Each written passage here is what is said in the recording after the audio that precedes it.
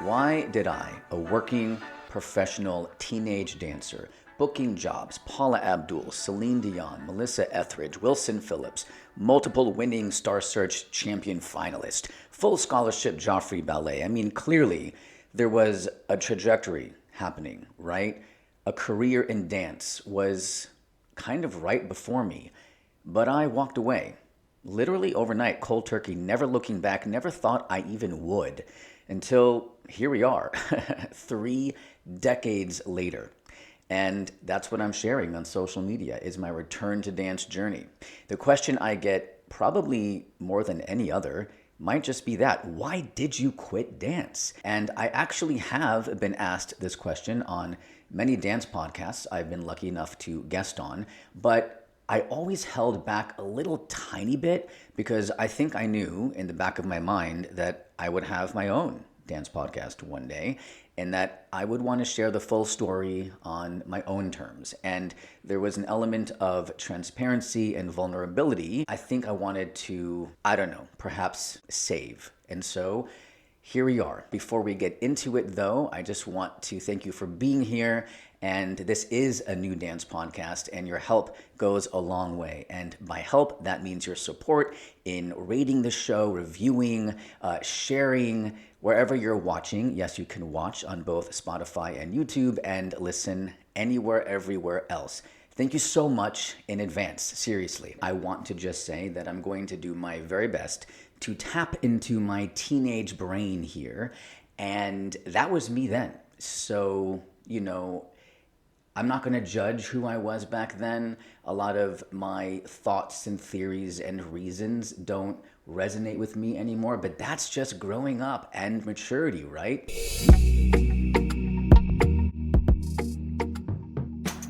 Reason number one has anything and everything to do with acting.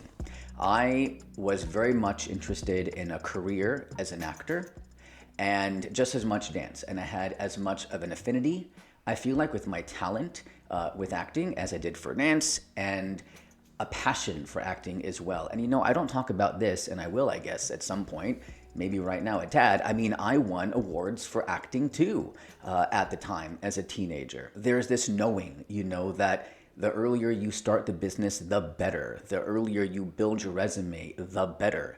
So why not just jump into it immediately? I'm born and raised in Los Angeles, and let's just give it a shot, right? Reason two, I think, relates to reason number one, in that I knew actors had longevity. You can work as an actor up until any age, and dancers have a shelf life. Most athletes, dance is the rarity where it's an art form / a lot of people say it's a sport. That'll be a topic I cover in a future podcast, my thoughts on that. But any sport, any athlete, we know that their performance declines usually late 20s, early 30s. And dancers are no different. And what if there's an injury? So I think that was really playing on my mind very, very much when I was super young, 15, 16. I remember listening to Armchair Expert, a great podcast, and Dax Shepard had Elizabeth Moss on, and she was saying something very similar. When I was 15, there's kind of a choice of you're either going to go for it and you're going to do it and you're going to go to the school year round and then you're going to join a company, which is so crazy. So now intense. I just turned 40 and I'm like, I cannot believe this was my life decision at 15. I was a baby. I talked to my mom and I made this really mature decision with her help, which I'm so grateful for now. I remember saying to her, I could dance, and if it goes well, and if I don't get injured, I'll make it to 30, 35. Yeah. And if I act, I could potentially do it for the rest of my life. So I think most dancers grow up with the knowing that there is something finite about their career. There's probably an end line, and you have to have incredible passion for it to not give a darn, to be honest. And I think for me, I did give a darn. I just knew that the earlier I got into acting, could only be the better. Let's establish myself sooner, earlier, you know? Reason 3, I already had seen that it seemed to be the natural progression for a lot of dancers after their career as a dancer was over, was to get into choreography. And I didn't have any interest in being a choreographer. I don't know, it just didn't really pull me in, didn't draw me in. I get a lot of people on my social media saying, you should choreograph this. Why don't you teach a class? And, I think these are all signs from the universe to perhaps consider things I never really did before. I'm not averse to any of it. I do sometimes play around with some choreography from home. And the interesting thing is remembering that before I even took dance class, because I didn't start until I was 14 taking classes, but I did compete in like elementary school talent shows with dance routines. And I would throw in, some tumbling and whatnot. And I would choreograph them myself. And I really enjoyed it. I think my mom actually helped a little bit with the choreography too. I remember one time watching, I was obsessed with the movie Annie growing up, and Ryan King. Some of the stuff she did, my mom was like, you should do that. And then I'd be like, okay. And then I would just do it. And it was easy to just pick it up, just like, oh, I watched it and I did it. And, maybe that's a natural thing. I don't know. My point is that I really did kind of enjoy choreographing things way back when I was a small child. Just growing up as a teenager and thinking about a career in dance, and I'm very literal and always thinking things through, and I just didn't see choreography in my future. Now, this is a good lesson for me right now because I have no idea what reason I'm on, and I probably should not do a sort of list on my podcast because I don't really script them out.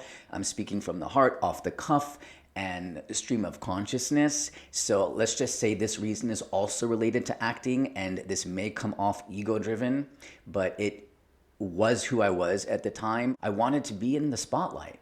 I wanted to have lines. I wanted to be a focal point on camera, on stage.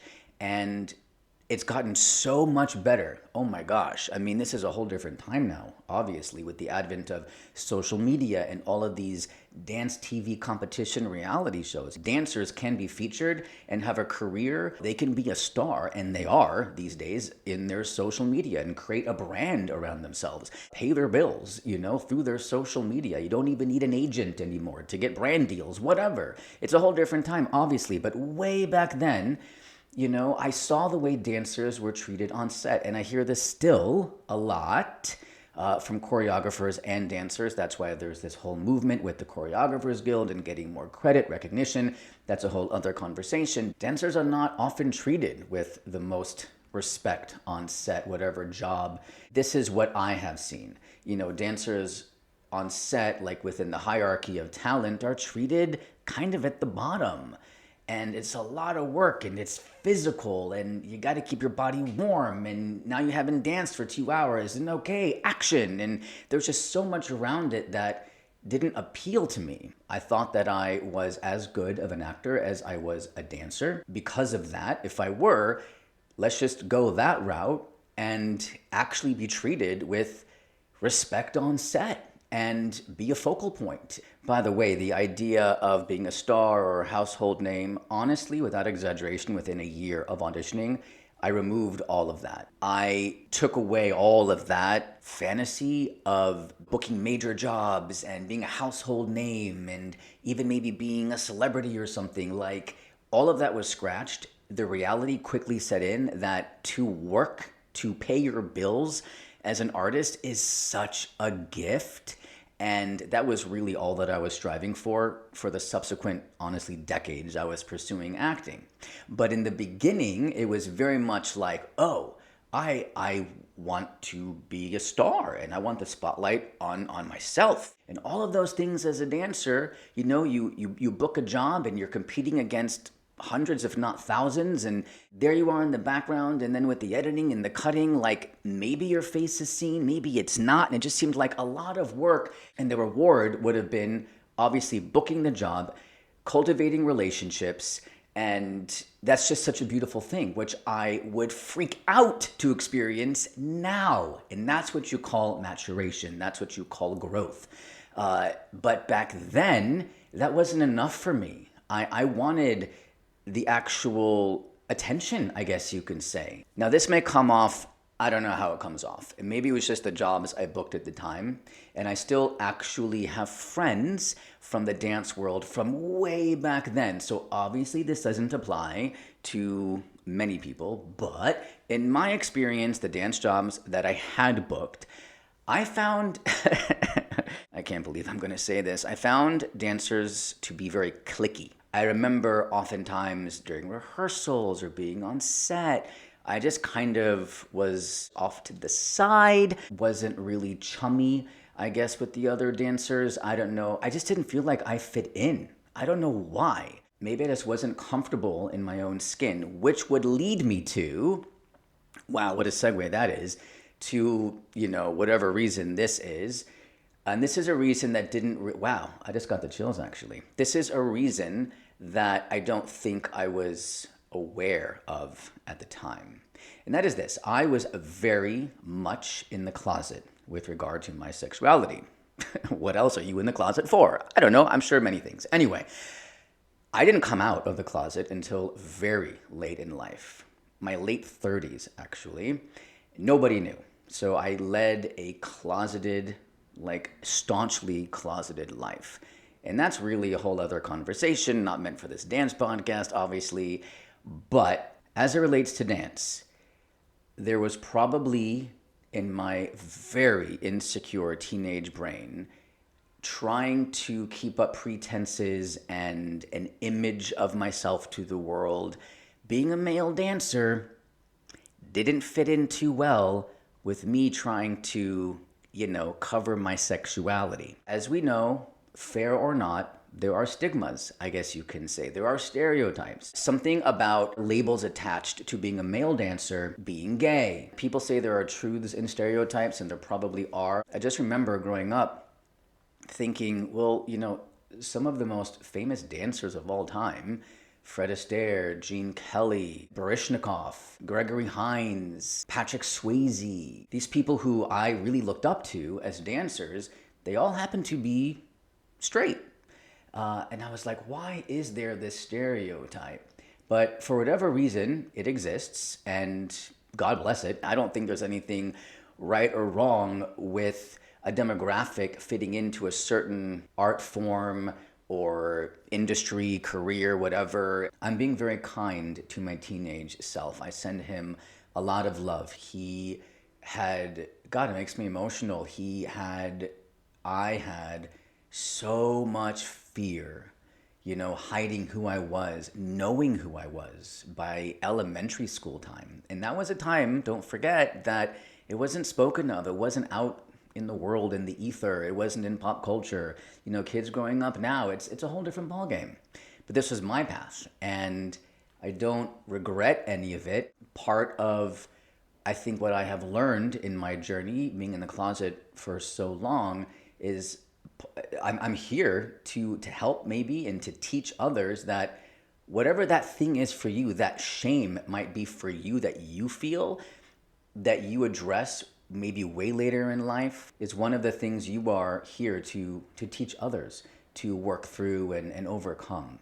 And I know that for me and my sexuality, that's a huge one. And my God, the strides I have made in the last 10-ish years. I'm now married. It's a life that I didn't even dream of because I didn't know that this could ever be possible. I thought, and I really mean this sincerely when I say this, I thought that I was going to be in the closet for the rest of my life.